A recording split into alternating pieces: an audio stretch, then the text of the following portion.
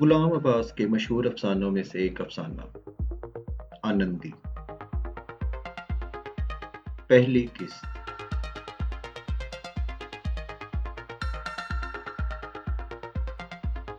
بلدیہ کا اجلاس زوروں پر تھا، حال کھچا کھچ بھرا ہوا تھا اور خلاف معمول ایک ممبر بھی غیر حاضر نہ تھا۔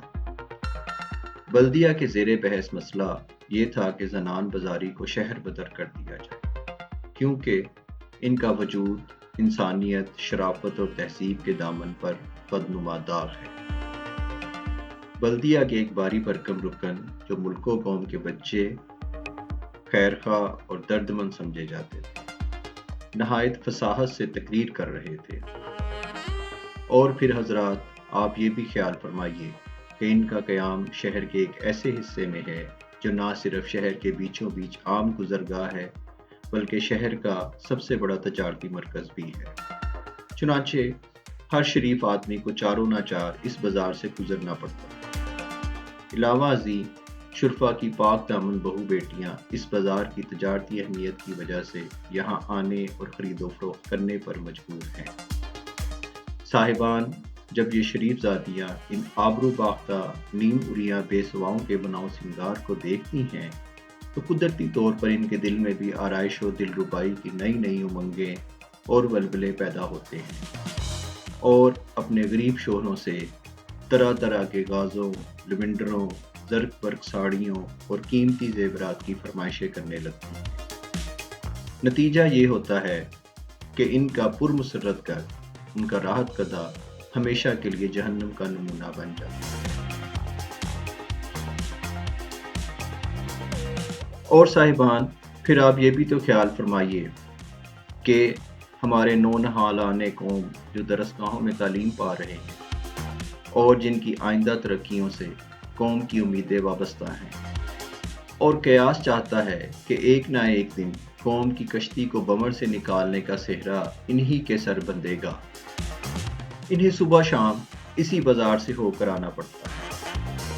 یہ مفتائیں جو ہر وقت 12 ابرن 16 سنگار کیے راہ رو پر بے حجابانہ نگاہ و مژدہ کے تیر برساتی اور اسے دعوت دیتی ہیں، کیا انہیں دیکھ کر ہمارے بھولے بالے ناتجربہ کا جوانی کے نشے میں سرشار سود و ضیاء سے بے پرواہ نونہالان قوم اپنے جذبات و خیالات اور اپنی اعلیٰ سیرت کو معصیت کے مسموم اثرات سے محفوظ رکھ سکتے ہیں؟ صاحبان، کیا ان کا حسن زاہد قریب ہمارے نونہالان قوم کو جادہ و مستقیم سے بھٹکا کر ان کے دل میں گناہ کی پراسرار لذتوں کی تشنگی پیدا کر کے ایک بے کلی، ایک اضطراب، ایک ہیجان برپا نہ کر دیتا ہوگا؟ اس موقع پر ایک رکن بلدیہ جو کسی زمانے میں مدرس رہ چکے تھے اور اعداد و شمار سے خاصا شغف رکھتے تھے، بول اٹھے، صاحبان، واضح رہے کہ امتحانوں میں ناکام رہنے والے طلبہ کا تناسب پچھلے 5 سال کی نسبت ٹیوڑا ہو گیا ہے۔ ایک رکن نے جو چشمہ لگائے تھے اور مہینہ وار اخبار کے مدیر اعزازی تھے، تقریر کرتے ہوئے کہا، ہمارے شہر سے روز بروز غیرت، شرافت، مردانگی و پرہیزگاری اٹھتی جا رہی ہے، اور اس کی بجائے بے غیرتی، نامردی، بزدلی، بدماشی، چوری اور جال سازی کا دور دورہ ہوتا جا رہا ہے۔ منشیات کا استعمال بہت بڑھ گیا ہے، قتل و غارت، خودکشی اور دیوالیہ نکلنے کی وارداتیں بڑھتی جا رہی ہیں۔ اس کا سبب محض ان کی زنان بازاری کا ناپاک وجود ہے، کیونکہ ہمارے بھولے بالے شہری ان کی زلف گرا سیر کے سیر ہو کر ہوش و خرد کھو بیٹھے ہیں اور ان کی بارگاہ تک رسائی کی زیادہ سے زیادہ قیمت ادا کیے ہر جائز و ناجائز طریق سے زر حاصل کرتے ہیں۔ بعض اوقات وہ اس سعی و کوشش میں جامع انسانیت سے باہر ہو جاتے ہیں اور قبیح افعال کا ارتکاب کر بیٹھتے ہیں۔ نتیجہ یہ ہوتا ہے کہ وہ جان عزیز سے ہاتھ دھو بیٹھتے یا جیل خانوں میں پڑے سڑتے۔ ایک پینشن یافتہ معمر رکن جو ایک وسیع خاندان کے سرپرست تھے اور دنیا کا سرد و گرم دیکھ چکے تھے اور اب کشمکش حیات سے تھک کر باقی ماندہ عمر سستانے اور اپنے اہل و عیال کو اپنے سایہ میں پنپتا ہوا دیکھنے کے متمنی تھے۔ تقریر کرنے اٹھے۔ ان کی آواز لرزتی ہوئی تھی اور لہجہ فریاد لیے ہوئے تھا۔ بولے، صاحبان، رات رات پر ان لوگوں کی طبلے کی تھاپ، ان کی گلے بازیاں، ان کے عشاق کی تینگا مشتی، گالی گلوچ، شور و گل، ہا ہا ہا، ہو سن کر آس پاس کے رہنے والے شرفا کے کان پک گئے ہیں۔ ذیق میں جان آ گئی ہے۔ رات کی نیند حرام ہے تو دن کا چین مفقود۔ علاوہ ازیں ان کے قرب سے ہماری بہو بیٹیوں کے اخلاق پر جو برا اثر پڑتا ہے، اس کا اندازہ ہر صاحب اولاد خود کر سکتا ہے۔ آخری فقرہ کہتے کہتے ان کی آواز بڑھ گئی اور وہ اس سے زیادہ کچھ نہ کہہ سکے۔ سب اراکین بلدیہ کو ان سے ہمدردی تھی، کیونکہ بدقسمتی سے ان کا مکان اس بازار حسن کے عین وسط میں واقع تھا۔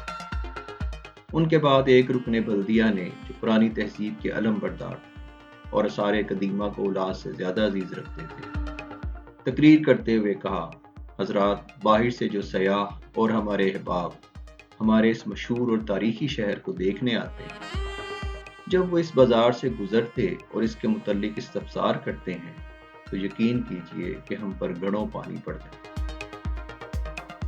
اب صدر بلدیہ تقریر کرنے اٹھے۔ گو قد ٹھکنا اور ہاتھ پاؤں چھوٹے چھوٹے تھے، مگر سر بڑا تھا، جس کی وجہ سے بردبار آدمی معلوم ہوتے تھے۔ لہجے میں حد درجہ متانت تھی۔ بولے، حضرات، میں اس امر میں قطعی طور پر آپ سے متفق ہوں کہ اس طبقے کا وجود ہمارے شہر اور ہمارے تہذیب و تمدن کے لیے باعث صد آر ہے، لیکن مشکل یہ ہے کہ اس کا تدارک کس طرح کیا جائے۔ اگر ان لوگوں کو مجبور کیا جائے کہ یہ اپنا ذلیل پیشہ چھوڑ دیں تو سوال پیدا ہوتا ہے کہ یہ لوگ کھائیں گے کہاں سے؟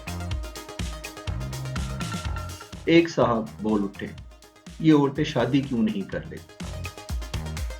اس پر ایک طویل فرمائشی کہا پڑا اور حال کی ماتمی فضا میں یکبارگی شگفتگی کے آثار پیدا ہو گئے۔ جب اجلاس میں خاموشی ہوئی تو صاحب صدر بولے، حضرات، یہ تجویز بارہا ان لوگوں کے سامنے پیش کی جا چکی ہے۔ اس کا ان کی طرف سے یہ جواب دیا جاتا ہے کہ آسودہ اور عزت دار لوگ خاندانی حرمت و ناموس کے خیال سے انہیں اپنے گھروں میں گھسنے نہ دیں، اور مفلس اور ادنا طبقہ کے لوگوں کو جو محض ان کی دولت کے لیے ان کی شادی کرنے پر آمادہ ہوں گے، یہ عورتیں خود منہ نہ لگائیں۔ اس پر ایک صاحب بولے، بلدیہ کو ان کے بھی معاملوں میں پڑنے کی ضرورت ہے۔ بلدیہ کے سامنے تو یہ مسئلہ ہے کہ یہ لوگ چاہے جہنم میں جائیں مگر اس شہر کو خالی کریں۔ صدر نے کہا، صاحبان، یہ بھی آسان کام نہیں۔ ان کی تعداد 10 میں نہیں، سینکڑوں تک پہنچتی ہے، اور پھر ان میں سے بہت سی عورتوں کے ذاتی مکانات ہیں۔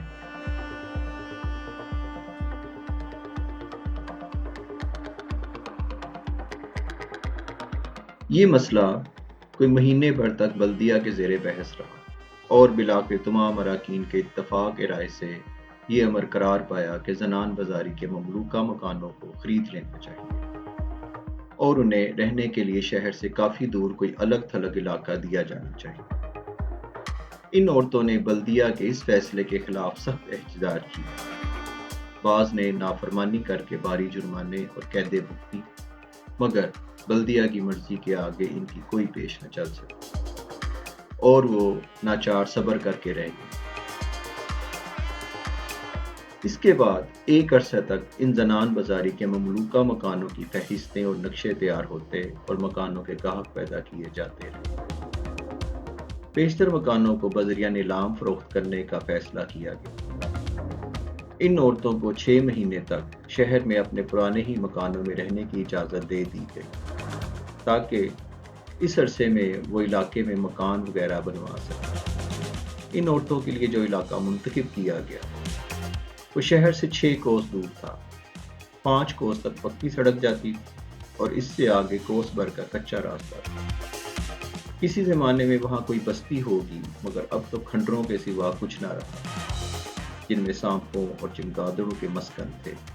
اور دن دہاڑے الو بولتا تھا۔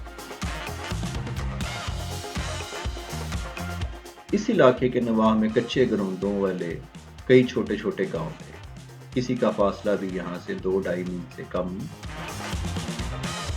ان گاؤں کے بسنے والے کسان دن کے وقت کھیتی باڑی کرتے یا یوں ہی پھرتے پھراتے ادھر نکل آتے، ورنہ عام طور پر اس شہر خاموشہ میں آدم ذات کی صورت نظر نہ آتی۔